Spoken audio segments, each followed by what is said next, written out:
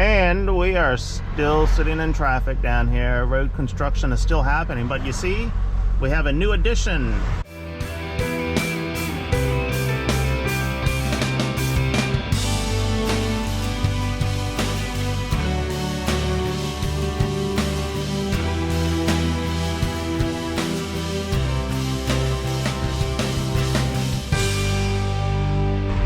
We have a cop sitting on the side of the road. Hey, at least we're not waiting as long now. They've shortened this one-lane traffic to about maybe a half a mile. So we're not waiting 3 miles for traffic to come 3 miles from down the road. It's only about a half a mile today. But no, the story I've heard is the reason the cop is here today is because too many people have gotten tired of waiting for these flaggers. And so they've just kind of gone on their own and ignored the flaggers. And I guess the construction company said, hey, we need some help down here. Bring out the police. So we'll see if that makes a difference. But the construction company did it to themselves by, you know, blocking the road for 3 miles and making us wait up to 15 minutes to go. So in my opinion, if that's the reason that the cop is here, that's what I'm going to stick to, is that the construction company brought it upon themselves by blocking that much road. Maybe they thought they could get away with it because it's a rural area and not a lot of traffic, but you know, some of us are going up and down this road a dozen times a day. Nope. So this truck here is, see, people are getting a little testy here.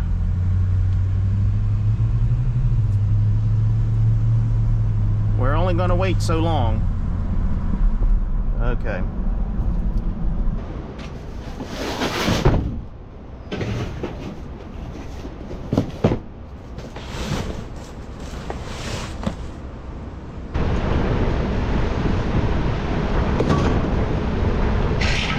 Oh, this is never good. I'm on my white Ram 2500, model year 2016.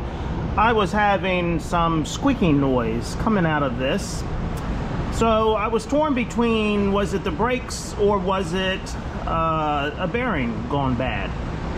So I finally pulled it in here yesterday, tore it apart. When we took the wheel off, or actually when we jacked it up, we couldn't even turn this. Well, it's in park now, so of course I can't turn it. But took it out of park, couldn't turn that. So I took the caliper off, and we still couldn't turn it. So I knew it wasn't the brakes sticking. So I started banging on the rotor to get that off, and noticed some rust coming out there. Well, that's not unusual for that to happen. Well, after a couple of hits, this thing was able to turn freely. Well, I finally got the rotor off, and as I pulled the rotor off, that kind of fell out. The emergency brake. So,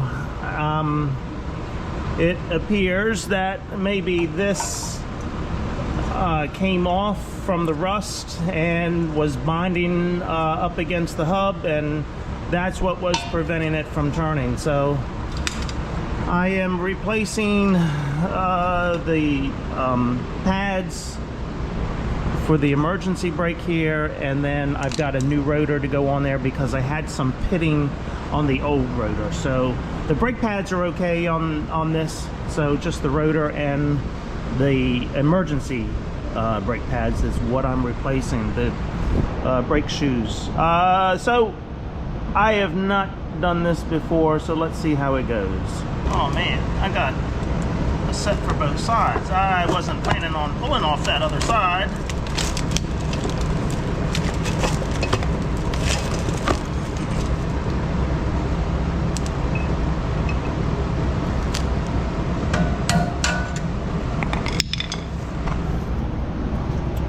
What I am doing is, it looks like this clip has to come off. This is the one I took off the other side. So that clip has to come off, and then there's a spring on the bottom that somehow I have to pull off of there, and not sure about the mechanism on top, but you're going to learn with me, I guess.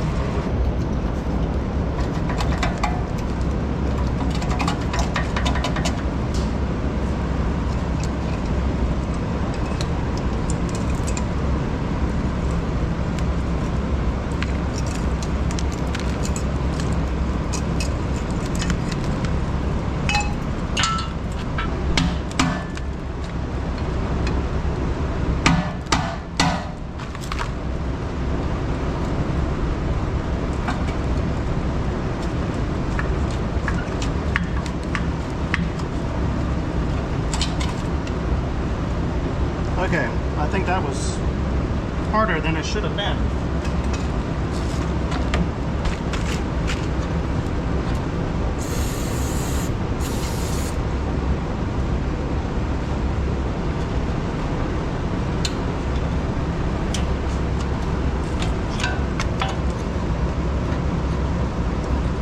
Okay, I have the mechanism freely moving now. I sprayed some bicycle chain lube on there. It was not freely moving. So this is the portion that opens the brake shoes up when you push down on the emergency brake. And all right, so that should be good. Now to figure out how to put it all back together.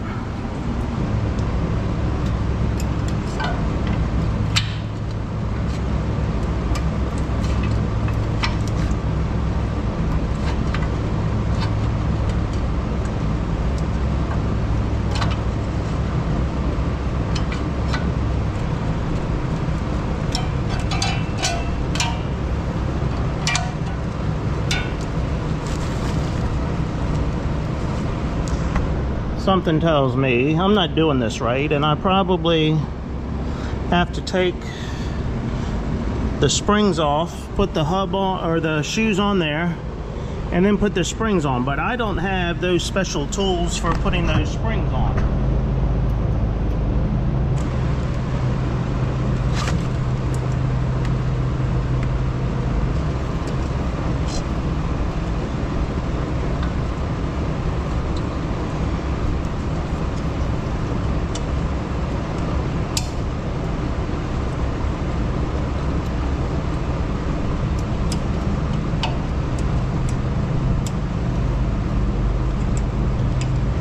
I think I need another hand.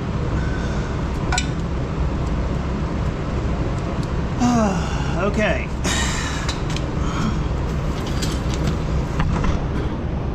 I've only got the clips on there halfway, but I'm going to leave it like that and see if I can get everything else on there.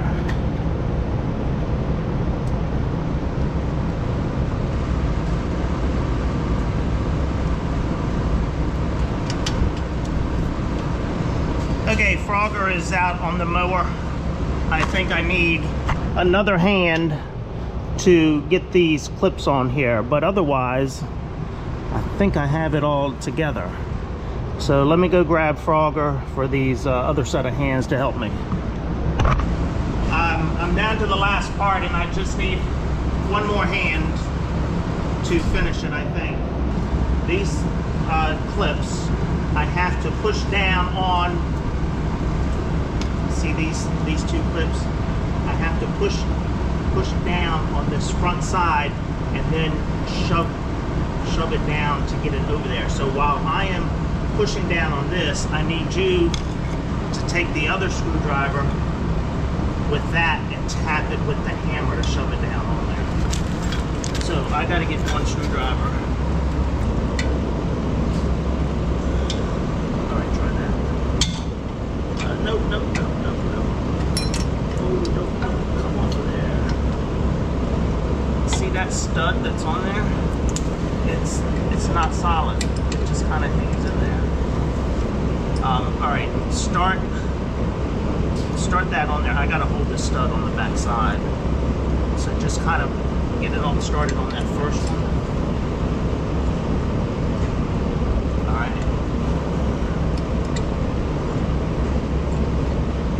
Okay, now, hold on, is there a better way? Come up from the bottom.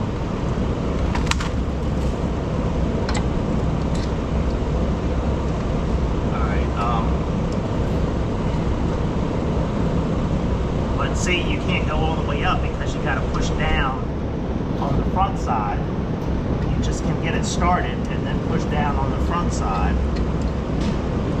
See what I'm saying?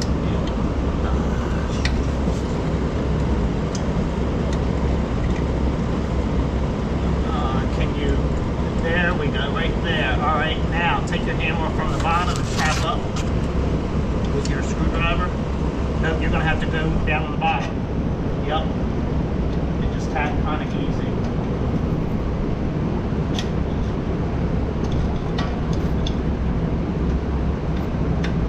There we go.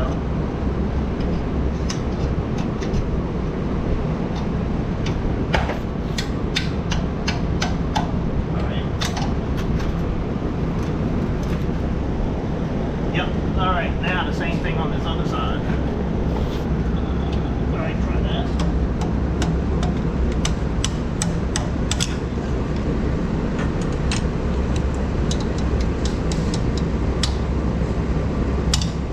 Got it.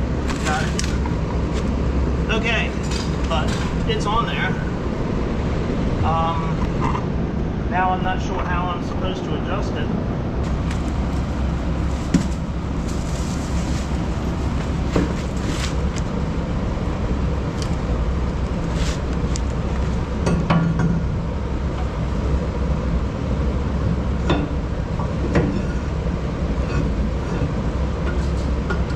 Let's run 2 lug nuts up on it because I need this tight.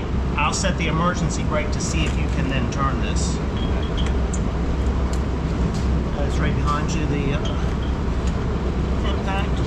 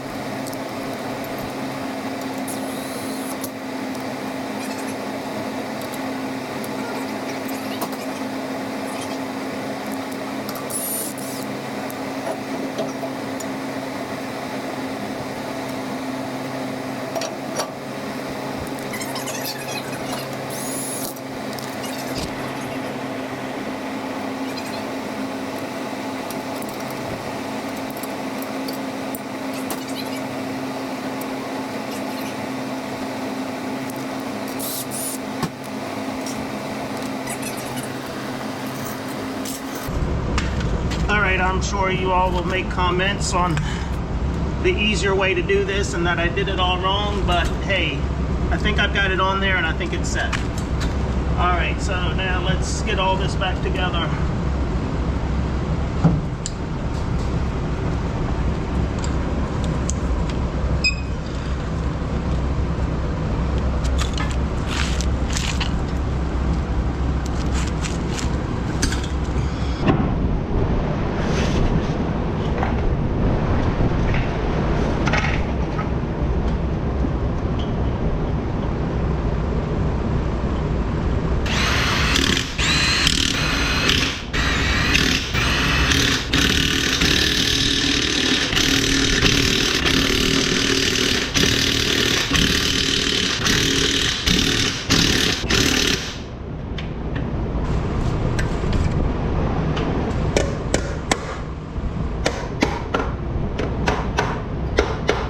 Okay, I know my how-to videos are not that great because I don't know how to, so I learn as I go. But I guess the takeaway from this, and this I found out from watching another video, is that if you hear a squeak back here and it's not the brakes, it's not necessarily bearings either. So in this case, it was the emergency brake that had failed me, and that's what was causing that squeak. I guess that emergency brake was just kind of hung up against the hub and yeah, causing that squeak. Not bearings, at least I don't think so.